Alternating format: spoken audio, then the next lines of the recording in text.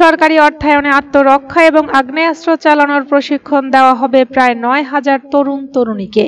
এই প্রশিক্ষণটি হচ্ছে যুব ও ক্রীড়া উপদেষ্টা আসিফ মাহমুদ সজীব ভুঁইয়ার একক উদ্যোগে।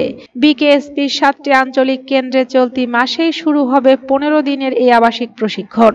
বিষয়টি নিয়ে সচেতন মহলে উঠেছে সমালোচনার ঝড়। বিশিষ্টজনেরা বলছেন, দায়িত্ব গ্রহণের পর থেকে উপদেষ্টা আসিফ মাহমুদের স্বেচ্ছাচারিতা জাতি অবলোকন করছে। তার এই ধারাবাহিকতা বজায় রেখে উদ্যোগ নিয়েছেন তিনি। বাস্তবতা হলো, দেশের টাকা খরচ করে নিজস্ব বাহিনী গড়ার চেষ্টা করছেন উপদেষ্টা আসিফ মাহমুদ। সরকারি নথিতে এই বিষয়টিকে বলা হয়েছে আত্মরক্ষামূলক মৌলিক প্রশিক্ষণ। তবে প্রকল্পের কাঠামো, তহবিলের উৎস এবং উপদেষ্টার নিজস্ব বক্তব্য বিশ্লেষণ করলে দেখা যায়, সরকারের অর্থে উপদেষ্টা আসিফের নেতৃত্বে একটি নিয়ন্ত্রিত অঘোষিত রিজার্ভ বাহিনী গড়ে তোলার উদ্যোগ নেওয়া হচ্ছে। এখন জাতির সামনে প্রশ্ন আসছে, দেশে কি এমন নিরাপত্তা সংকট তৈরি হয়েছে যে কারণে কোনো নিয়ম নীতি তোয়াক্কা না করে অঘোষিত রিজার্ভ বাহিনী গড়ে তুলতে হবে? শুধু একটি মন্ত্রণালয় বা একজন উপদেষ্টার চাওয়ায় এমন একটি স্পর্শকাতর সিদ্ধান্ত নেওয়া যায় কি? এ বিষয়ে উপদেষ্টা আসিফ মাহমুদের ভাষ্য, এটি হচ্ছে গণপ্রতিরক্ষা বাস্তবায়নের জন্য বাংলাদেশের ভৌগোলিক বাস্তবতায় যা অপরিহার্য। আর প্রশিক্ষণ প্রাপ্তরা ভবিষ্যতে দেশের রিজার্ভ ফোর্স হিসেবে কাজ করতে পারবে। কিন্তু প্রকল্পটি কোনো জাতীয় প্রতিরক্ষা নীতিমালার আওতায় নয়, সরাসরি মন্ত্রণালয়ের নির্দেশে পরিচালিত হচ্ছে। বিষয়টি নিয়ে জনমনে তৈরি হয়েছে অনেক প্রশ্ন। অনেকেই মনে করেন, এই প্রশিক্ষণ কার্যত ব্যক্তিকেন্দ্রিক শক্তি যোগানোর উদ্যোগ। সরকারের তহবিল ব্যবহার করে উপদেষ্টার অধীনে বাহিনী গঠন করা হচ্ছে, যা অনেকটা ৭১ পরবর্তী সময়ে শেখ মুজিবের রক্ষী বাহিনী গঠনের একটি নমুনা। নিরাপত্তা বিশ্লেষক অবসরপ্রাপ্ত মেজর জেনারেল আ.ন.ম মনিরুজ্জামান বলেন, বিভিন্ন দেশে যে প্রশিক্ষণ আছে সেটার ব্যাপারে একটা ডিটেল ন্যাশনাল স্ট্র্যাটেজি আছে, যেটা কোনো মন্ত্রণালয় করে না।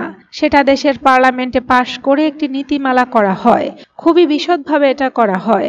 কাজেই সে ধরনের কোনো জাতীয় কৌশল নীতি আমাদের কাছে নাই। ফলে এটা পরিষ্কার বোঝা যাচ্ছে একটি মন্ত্রণালয়ের ধারণা থেকে এটা আসছে।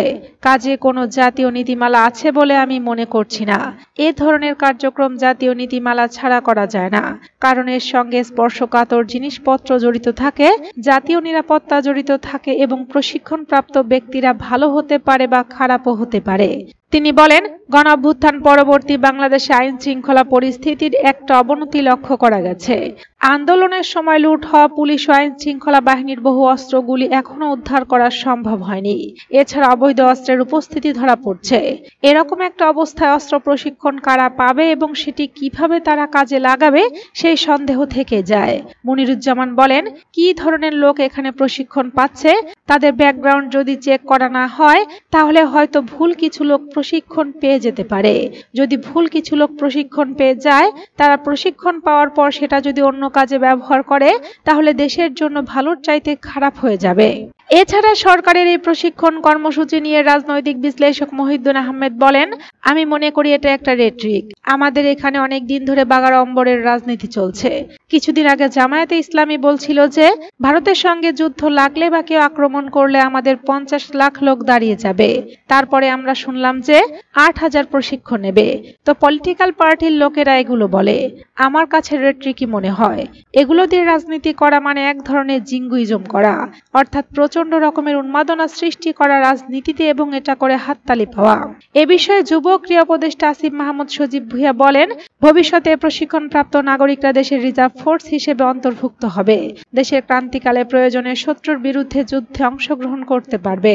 নভেম্বর মাস থেকে প্রশিক্ষণ শুরু হতে যাচ্ছে। এখন চলছে অনলাইনে রেজিস্ট্রেশন কার্যক্রম। যুব ক্রীড়া উপদেষ্টা আরো বলেছেন, জাতীয় নিরাপত্তা জোরদার করতে তরুণদের প্রশিক্ষিত করার জন্য একটি পাইলট প্রকল্প। তিনি বলেন, আইডিয়াটা হচ্ছে গণপ্রতিরক্ষা বাস্তবায়ন করা। আমাদের সামরিক এবং ভৌগোলিক বাস্তবতায় এটা আমাদের জন্য অপরিহার্য। সবসময় যে যুদ্ধ করতে হবে এমন নয়, কিন্তু তারপরেও একটা মোরাল থাকা যে রিজার্ভ ফোর্সের সংখ্যাটা বাড়ছে। আসিফ মাহমুদ বলেছেন, যে ভৌগোলিক সামরিক অবস্থান বাংলাদেশের আছে, সেখানে গণপ্রতিরক্ষা ছাড়া আমাদের অন্য কোনো উপায় নেই। তিনি বলেন, কারো যদি মৌলিক প্রশিক্ষণ থাকে, সে অ্যাটলিস্ট জানবে কিভাবে একটা অস্ত্র চালাতে হয়। তার হাতে অস্ত্র তুলে দিতে পারলে দেশকে সার্ভ করতে পারবে।